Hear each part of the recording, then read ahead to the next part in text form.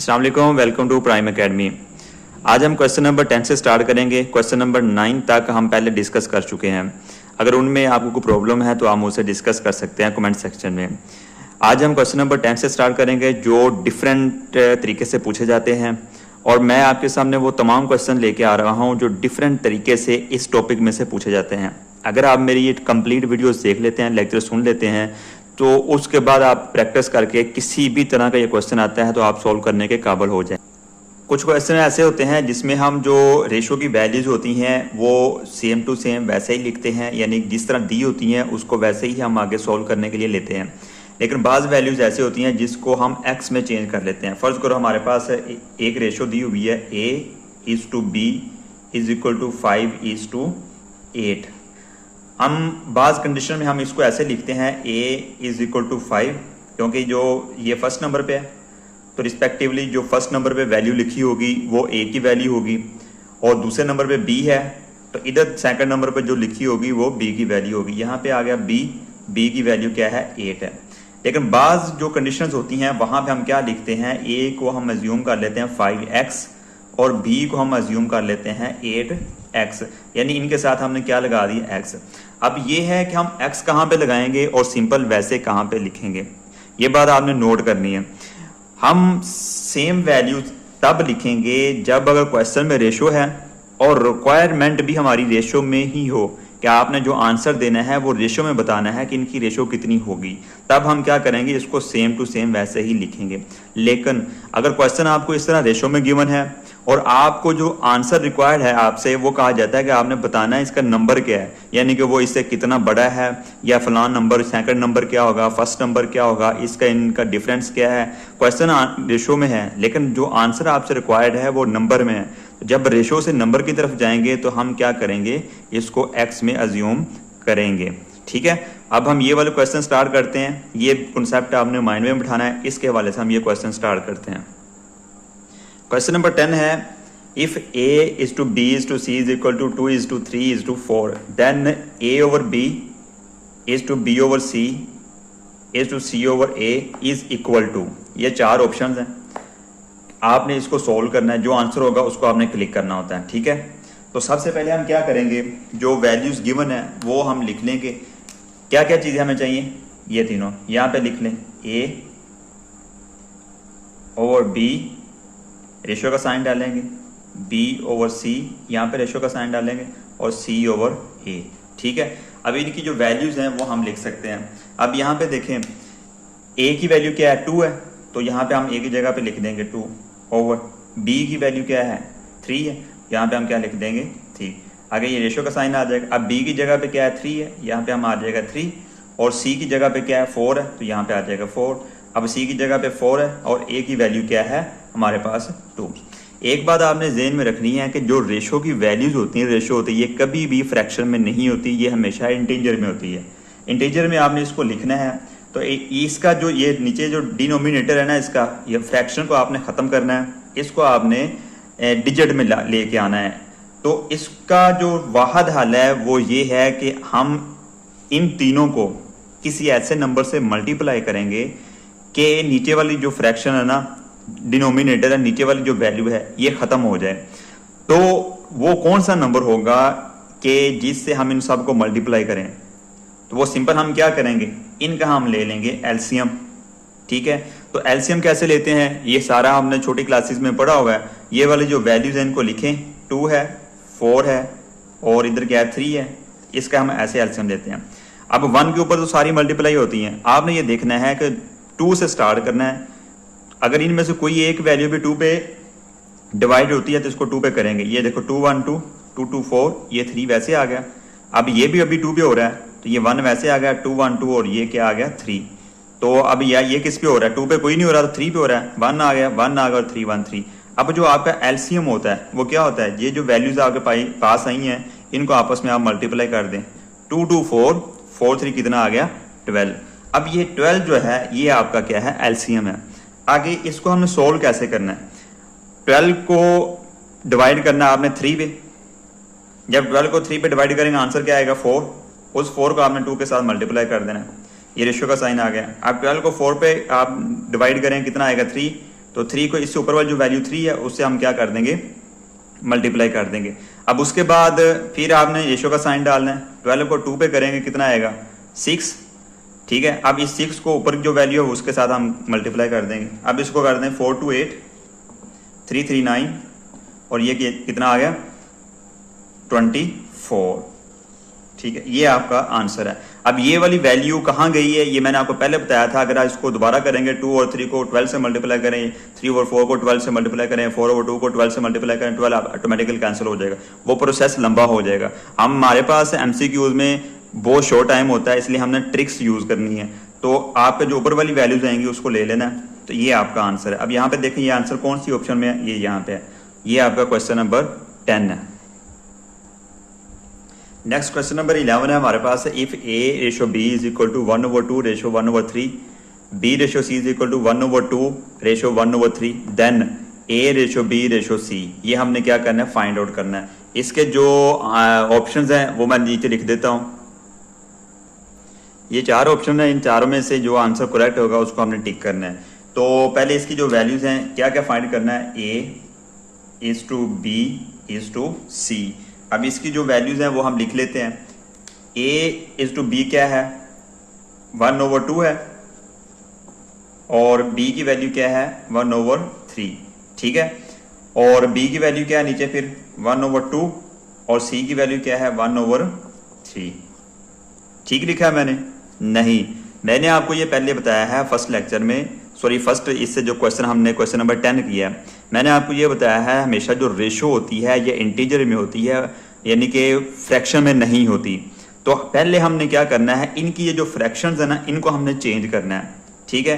अब इनकी जो फ्रैक्शंस है वो कैसे चेंज करेंगे, जिस तरह पहले क्वेश्चन में हमने किया है। सिंपल हमने करना क्या है, हमारे पास क्या दिया हुआ है, पहले जो पहली फ्रैक्शन है वो क्या दी हुई है, A ratio B is equal to 1/2 ratio 1/3। इन दोनों का क्या लेंगे, एलसीएम लेंगे, इनको मल्टीप्लाई करेंगे, कितना आएगा 6। अब 6 को हमने मल्टीप्लाई करना, डिवाइड करना है 2 पे, आंसर कितना आएगा 3। 3 को 1 से मल्टीप्लाई करेंगे तो 313, ये रेशियो का साइन वैसे डालेंगे। अब 6 को हम डिवाइड करेंगे 3 पे, आंसर आएगा 2। 2 को 1 से मल्टीप्लाई करेंगे 212। तो हमारे पास जो A रेशियो B इसकी वैल्यू क्या आ गई 3:2। ये हमारे पास A B की वैल्यू आ गई। क्लियर हो गया। अब सेम इसी तरह हमने क्या करना है, B रेशो C इसकी वैल्यू क्या है 1/2 और इधर क्या है 1/3। तो इसका भी हमने अगेन क्या ले लेना है, एलसीएम ले लेना है। इसका एलसीएम लेंगे कितना आएगा 6 आएगा। अब 6 को अंदर आके 2 पे डिवाइड करेंगे 3 आएगा। 3 को 1 से मल्टीप्लाई करेंगे कितना आ गया 3। अब ये रेशियो का साइन डालेंगे, 6 को 3 पे डिवाइड करेंगे 2 को 1 से मल्टीप्लाई करेंगे 212। अब B रेशो C इसकी जो हमारे पास वैल्यू आई है वो क्या आ गई है 3:2, ठीक है। अब ये मैंने आपको पहले बताया कि 6 किधर गया है। अब 2 तरीके हैं, या तो खुद से कोई ये वैल्यू निकालने के लिए कि कौन सी वैल्यू ऐसी हो जिसको इन दोनों फ्रैक्शन के साथ हम मल्टीप्लाई करें कि नीचे का जो डिनोमिनेटर है ये चेंज खत्म हो जाए, तो वो 6 है।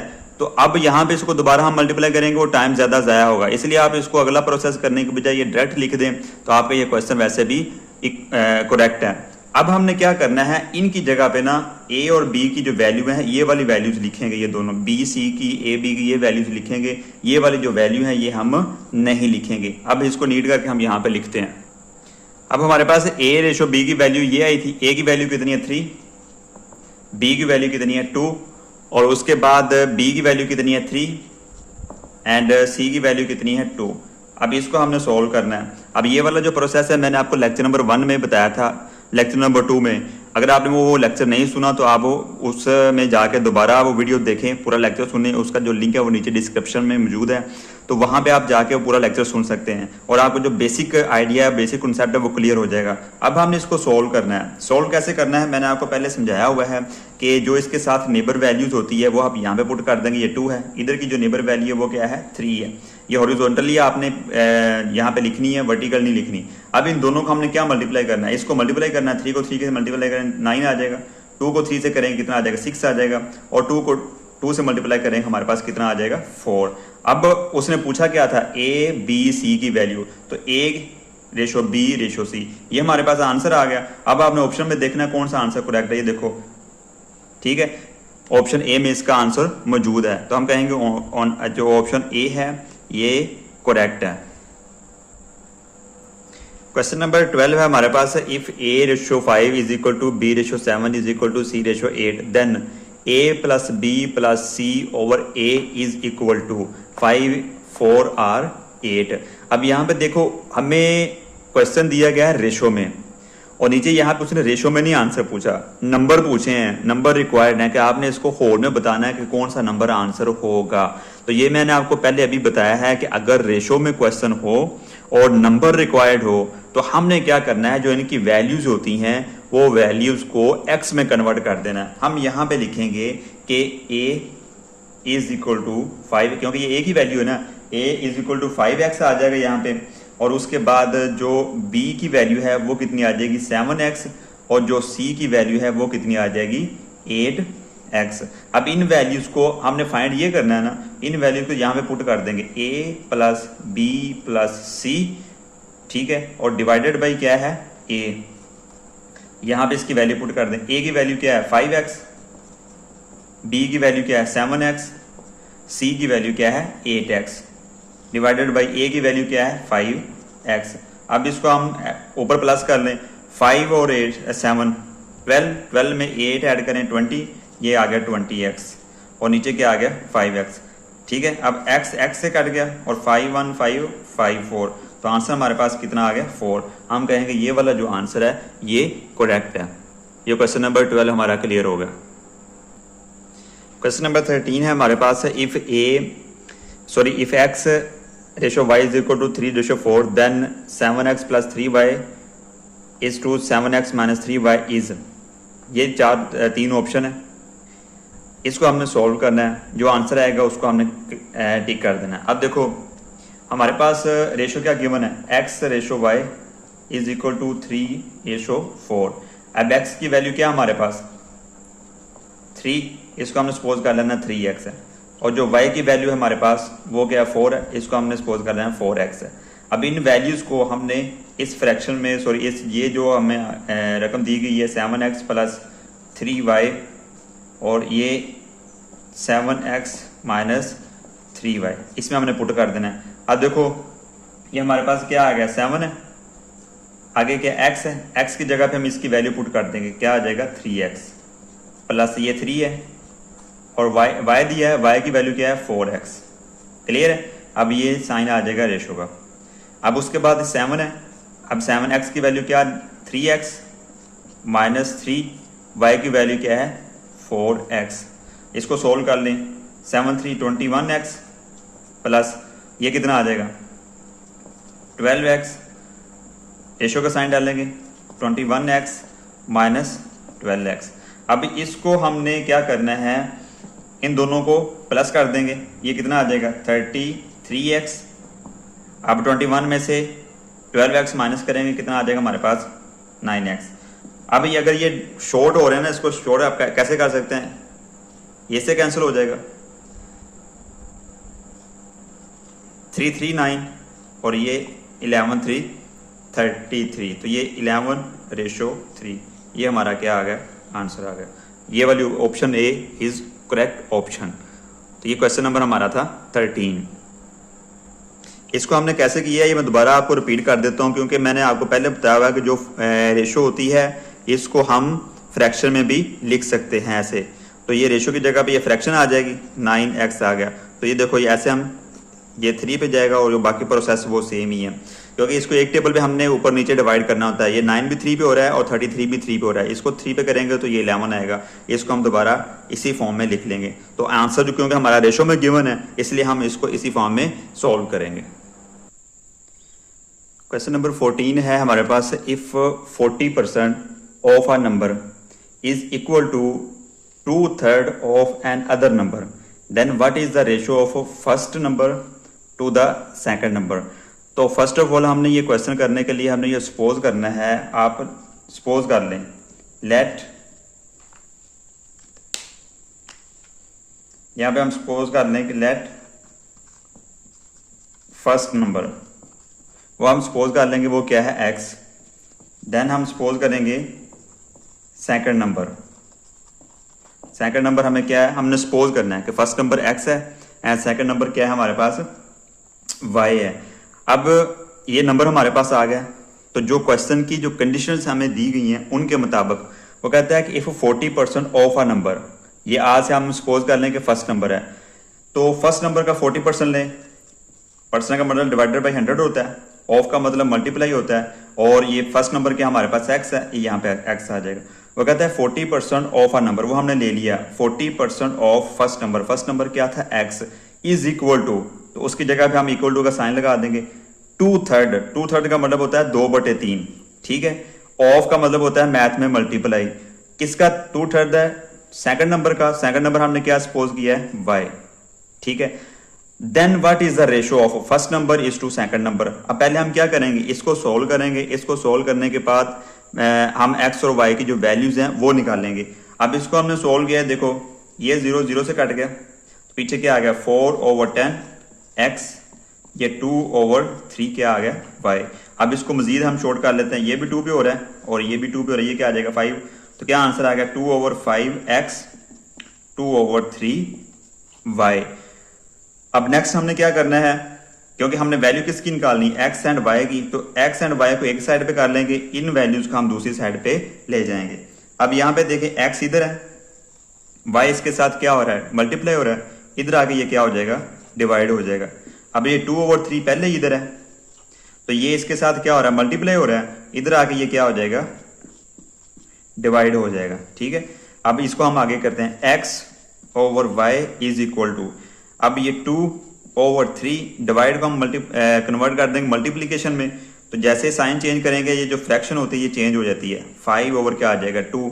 अब देखो ये 2 1 2 और 2 1 2, x/y इज इक्वल टू 5/3, ठीक है। अब हमने रेशो को फ्रैक्शन में चेंज कर सकते हैं और फ्रैक्शन को रेशो में चेंज कर सकते हैं। ये हमारे पास फ्रैक्शन है, इसको हम यूं लिख सकते हैं ना, x/y इज इक्वल टू 5/3, ये हमारे पास आंसर आ गया। तो उसने यही पूछा था कि फर्स्ट नंबर और सेकंड नंबर में जो रेशो है वो क्या होगी, तो हमने निकाल ली। तो कौन सी ऑप्शन करेक्ट है, सी वाली। क्वेश्चन नंबर 15 है हमारे पास, द मीन ऑफ 5 नंबर्स। अब यहाँ पे जो हमें नंबर्स दिए गए हैं, मीन है, नंबर्स कितने हैं 5 नंबर्स हैं, उनका जो मीन है वो कितना है 34 है। कहते हैं दीज नंबर्स आर, ये 3 नंबर उसने हमें बताए हैं, टोटल कितने नंबर है 5 है, 5 का जो मीन है वो कितना 34 है। 3 नंबर उसने हमें बता दिए हैं कि 3 नंबर उनमें से ये हैं। कहता है if the remaining 2 numbers are in the ratio, वो कहता है जो बाकी 2 नंबर रहते हैं ना उनके दरमियान जो रेशो है वो क्या है 1:3, यानी कि 1:3 उनके दरमियान है। देन फाइंड द नंबर, आपने क्या मालूम करना है नंबर। देखो उसने रेशो आपको दी है, हमने मालूम किस में करना है नंबर्स में। तो अब हम क्या करेंगे, सबसे पहले तो हमें ये पता होना चाहिए कि जो मीन होता है ना उसका फार्मूला क्या होता है। उसका फार्मूला ये होता है, ये इसका साइन होता है, उसका हम ये समीशन x/n, तो ये इसका फार्मूला होता है। अब यहाँ पे पहले नंबर्स n हमारे पास गिवन है, वो कितने हैं 5 है, मीन उसने दिया हुआ है वो कितना 34 है। नंबर्स हमारे पास दिए हुए हैं 1 2 3, लेकिन जो 2 नंबर हैं वो नहीं दिए, उनके दरमियान जो रेशो बनती है ना वो उसने हमें दे दी है, वो है 1:3। हम क्या करेंगे, हम सपोज कर लेंगे जो दूसरे नंबर्स है ना वो कौन कौन से हैं, अदर नंबर्स, वो उसने क्या दिया है 1:2। तो हम ये सपोज कर लेंगे कि ये क्या है 1x, क्योंकि जिसका कोफिशिएंट 1 हो वो हम नहीं लिखते, और ये इसका क्या 3 है, इसको हम कर लेंगे 3x, यानी कि जो फर्स्ट नंबर है वो हमारे पास x है, और जो यानी कि जो 3 दिए हैं, चौथा नंबर x है और 5वां नंबर क्या है 3x है। अब हम इस फार्मूले में हम वैल्यूज पुट कर देंगे, फार्मूला दोबारा लिख लेते हैं, ये average mean is equal to summation x/n। Mean कितना दिया हुआ है 34, इसकी जगह पे आप लिख लें 34। अब जितने नंबर्स है ना, समीशन x का मतलब होता है जितने नंबर्स दिए गए हैं उन नंबर्स को आपस में जमा कर दें। तो इनको जमा कर दें आप 29 + 26 + 35, और डिवाइड किस पे करना है आपने n पे। n कितने हैं 5, जितने नंबर्स होते हैं उनकी तादाद पे डिवाइड करते हैं। अब यहाँ पे ये 3 नंबर 2 नंबर हमने ये सपोज किए x + 3x। अब इन सब को हम क्या कर लेना, ऐड कर लेना। अब देखो ये 5 इधर क्या हो रहा है डिवाइड हो रहा है, इधर आगे क्या हो जाएगा मल्टीप्लाई हो जाएगा। 5 को 34 से हम मल्टीप्लाई करेंगे, क्या क्या आएगा, 5 4 20, 5 3 15, 15 में 2 ऐड कर देंगे, ये हमारे पास 17 है। अब इसको हम ऐड कर लें, इन तीनों को जब हम ऐड करेंगे, ये 5 6 11, 11 में 9 ऐड करें, 20, 2 कैरी कर लिया, 2 3 5, 5 2 7 7 2 9, ये 90 आ गया। अब इन दोनों को जमा कर लें, ये कितना आ जाएगा, 1x plus 3x 4x, clear हो गया। अब हमने वैल्यू किसकी निकालनी, x की निकालनी ना, इसलिए बाकी वैल्यूज इधर ले आएंगे, ये 170, ये 90 इधर प्लस का, इधर क्या हो जाएगा 90 माइनस का, ये आ गया 4x। 170 में से हमने क्या निकालना है, 90 निकालना है, 170 से 90 माइनस करेंगे, क्या बचेगा 80, 80 इज इक्वल टू कितना आ गया हमारे पास 4x। तो अब x की वैल्यू निकालनी, x को एक साइड पे रखेंगे, 80 इधर है तो ये 4 इधर आगे क्या हो जाएगा, डिवाइड हो जाएगा। तो x की वैल्यू जो हमारे पास आ गई वो कितनी आ गई 20। हमने क्या मालूम करना है, फाइंड नंबर्स, ये जो दो नंबर है ना वो मालूम करने, वो हमने सपोज कर लिए थे। पहला नंबर था हमारे पास x की वैल्यू हमारे पास आ गई, हम यहाँ पे लिखेंगे फर्स्ट नंबर, या इसको आप कह सकते हैं फोर्थ नंबर, वो क्या था x, तो x की वैल्यू कितनी आ गई 20, हम कहेंगे ये 20 था। अब सेकंड नंबर हमने सपोज किया था, वो क्या था 3x, तो 3 की जगह पे अब x की जगह पे 20 लिखेंगे, इसको मल्टीप्लाई करेंगे कितना आ जाएगा 60।